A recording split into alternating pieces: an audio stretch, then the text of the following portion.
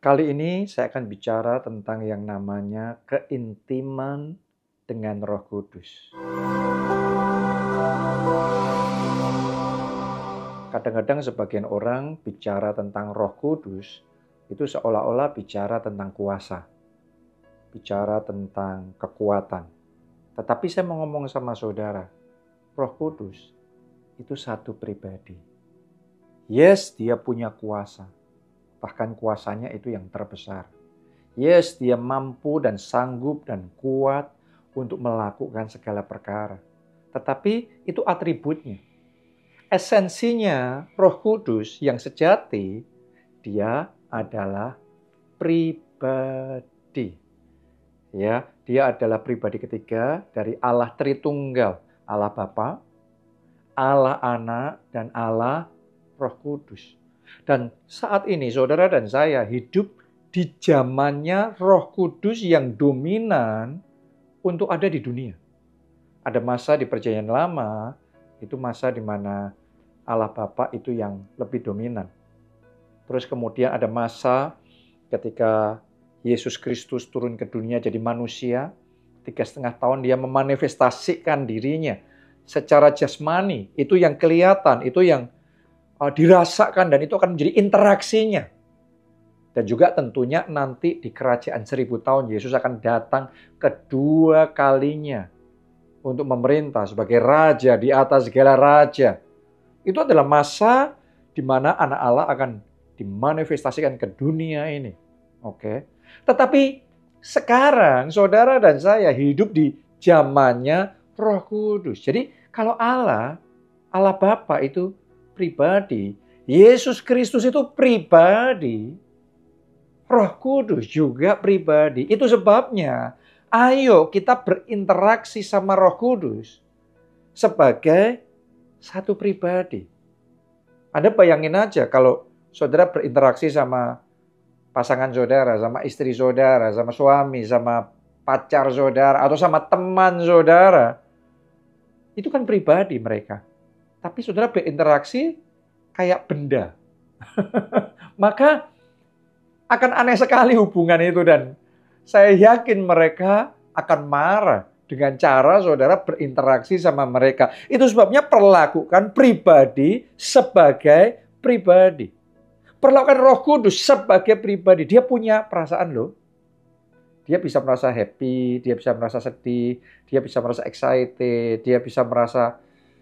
Jadi sama seperti saudara dan saya punya perasaan, Roh Kudus juga punya perasaan. Roh Kudus juga punya pikiran. Dia punya perencanaan. Dan kita bisa tukar pikiran sama Roh Kudus. Ya, Roh Kudus punya kehendak. Roh Kudus bisa bicara. Nah, ini penting sekali nih. Karena banyak orang di dalam doanya memperlakukan Roh Kudus kayak benda aja. Kita pokok ngomong satu arah bla bla bla selesai langsung amin. Saudaraku, tanpa sadar kita memperlakukan Roh Kudus bukan sebagai satu pribadi, tapi kayak benda aja. Pokok kita ngomong, mulut kita ngomong terus. Dan Roh Kudus sebelum sempat menjawab, sebelum sempat bicara, kita sudah selesai. Hari ini saya ingin ajak saudara, ayo bangun hubungan dengan Roh Kudus sebagai satu pribadi. Ajak dia bicara dalam doamu, bicara di dalam perenungan hatimu, bicara dalam kehidupan sehari-harimu, dalam self-talkingmu. Mulai sekarang belajar bukan sekedar self-talking, bicara sama diri sendiri. Tetapi now talk with the Holy Spirit. Bicara dengan Roh Kudus. Oke. Dan Roh Kudus itu pribadi. Saudara tahu pribadi dia bisa didugakan. Dia bisa merasa sedih. Dia bisa merasa marah. Tapi Anda harus tahu. Anda juga bisa membuat Roh Kudus happy loh. Anda bisa Anda bisa menyukakan hati Roh Kudus. Kenapa? Karena Roh Kudus adalah pribadi. Karena itu mulai sekarang ya, belajar membangun hubungan yang erat, yang karib dengan Roh Kudus. Yakobus 4 ayat 8, mendekatlah kepada Allah dan Ia akan mendekat kepadamu. Jadi hari demi hari itu adalah kesempatan untuk kita membangun intimasi, kedekatan, kekariban dengan Roh Kudus. Jangan lalui harimu kayak kamu hidup sendiri. Mari kita lalui hari kita. Walk with the Holy Spirit. Jalan bersama Roh Kudus. Ini esensi kehidupan kekristenan, yaitu bersekutu dengan Roh Kudus, persekutuan dengan Roh Kudus. Bahasa aslinya koinonia. Ya. Dan saya mau ngomong sama saudara gini, koinonia atau persekutuan dengan Roh Kudus itu mencakup beberapa aspek. Jadi kalau saudara mau berinteraksi dengan Roh Kudus, Anda harus ngerti. Yang namanya koinonia ini ada beberapa aspek. Yang pertama, itu aspek fellowship.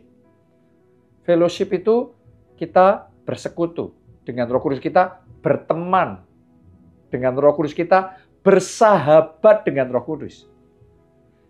Sama halnya dengan orang-orang di sekeliling kita. Ada orang yang kita nggak peduli sama sekali. Ada orang yang kita cuma kenal nama aja. Tapi ada orang yang kita itu berteman. Kita tuh menjalin hubungan dengan baik. Yang seperti itu yang seharusnya kita lakukan dalam hubungan kita dengan Roh Kudus. Jangan cuma sekedar tahu, oh ada Allah Roh Kudus. Tapi ya that's it. Nothing. Not more than, dan gak lebih dari itu. Mulai hari ini, saya ingin ajak saudara, ayo mendekat sama Roh Kudus. Ngebaikin Roh Kudus. Oke. Menjalin hubungan yang baik sama Roh Kudus. Ya, ini namanya pertemanan. Ini namanya persahabatan. Kalau Anda lakukan itu, nanti akan hari demi hari deeper and deeper, lebih dalam. Saudara akan mulai bisa yang namanya sharing together, berbagi bersama dengan Roh Kudus. Wow. Orang kalau sudah bersahabat itu ya, kita nggak sekedar lo gue. Tapi kita ada saling support, saling menguatkan, saling mendukung. Makanya kalau saudara berdoa dalam bahasa roh, maka Roh Kudus menyelidiki apa yang ada di hati saudara dan bersyafaat buat saudara di hadapan Bapa Surgawi. Kenapa? Karena dia lagi mendukung saudara. Itu namanya sharing together. Di dalam relationship, kayak gitu. Dan karena dia Roh Kudus, Roh penolong, dia siap untuk menolong kita. Ayo libatkan Roh Kudus di dalam kehidupan keluargamu. Ada banyak dimensi dalam keluarga kita tuh kadang pusing, kita kadang bingung gimana nyelesain masalah dengan pasangan kita, dengan orang tua, dengan anak kita, dengan teman kita. Tapi Roh Kudus bisa menolong loh. Tapi Anda harus melibatkan Roh Kudus dalam keseharian saudara. Di dalam pekerjaan, di dalam keuangan hari-hari ini. Banyak orang lagi bingung dengan kondisi dunia yang berubahnya begitu rupa. Dan terus mengalami goncangan dan kesulitan yang luar biasa. Tapi kalau saudara walk with the Holy Spirit, dia bisa nunjukin sama saudara loh. Itu danger di situ, kamu hindari. Itu ada blessing di sana, kamu ke situ. Ambil itu. Ketika kita membangun kedekatan sama Roh Kudus. Karena dia Allah yang Maha Tahu. Dia tahu apa yang akan terjadi. Dia tahu ini dan itu. Dan dia bisa mengajari kita. Oke. Nah kalau saudara lakukan itu, Anda akan masuk lebih dalam lagi. Hubungan saudara dengan Roh Kudus jadi kemitraan. Kemitraan itu apa? Partnership. Sekarang you are on the mission together. Sekarang ada bisnis bersama. Ada kemitraan bersama. Namanya partnership itu seringkali merujuk kepada satu kongsian, satu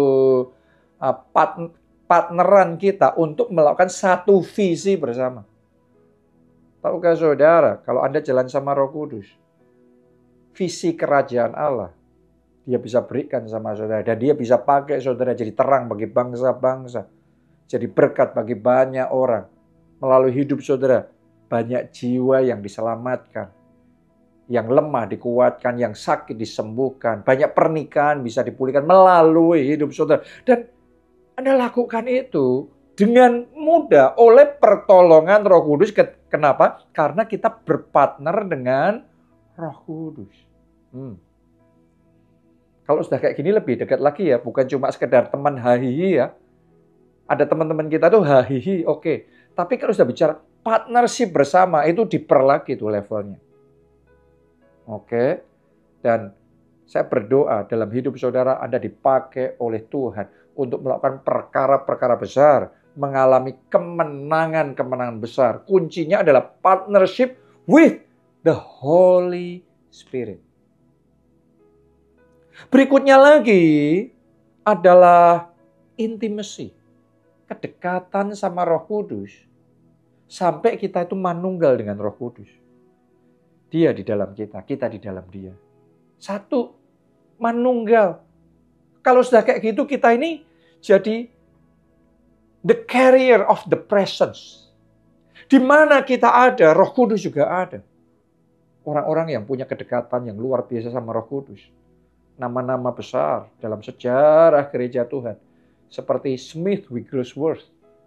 Kalau dia datang di satu ruangan, tiba-tiba di ruangan itu kayak berubah atmosfernya. Karena kayak Tuhan sendiri yang datang di situ. Bukan berarti dia Tuhan ya, tetapi karena kedekatannya sama Tuhan. Kepenuhannya dia akan Tuhan, akan Roh Kudus. Maka itu dimanifestasikan begitu rupa. Di ruangan di mana dia ada, orang bisa merasakan.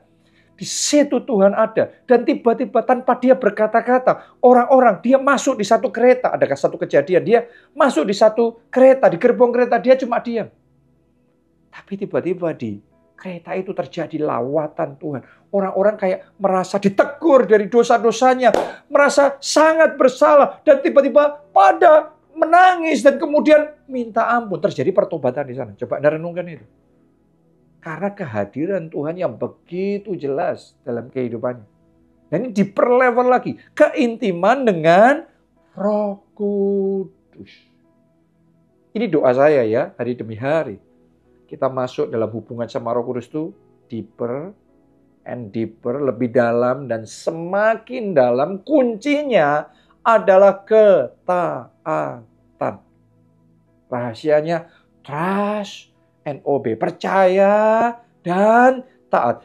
The more, semakin kita hidup di dalam ketaatan, semakin hubungan kita sama Roh Kudus akan lebih dalam dan lebih dalam lagi. Dan kita akan dibawa masuk di dalam satu journey, satu perjalanan yang mengagumkan. Kita akan menikmati dan melihat perbuatan-perbuatan Tuhan yang besar dan ajaib. Apa yang tidak dilihat oleh mata, tidak didengar oleh telinga, tidak timbul dalam hati manusia. Itu yang Roh Kudus akan manifestasikan itu dalam hidup kita. Oke? Jadi, ayo lebih dalam bersama Roh Kudus. Salam keluarga Allah. Tuhan Yesus memberkati.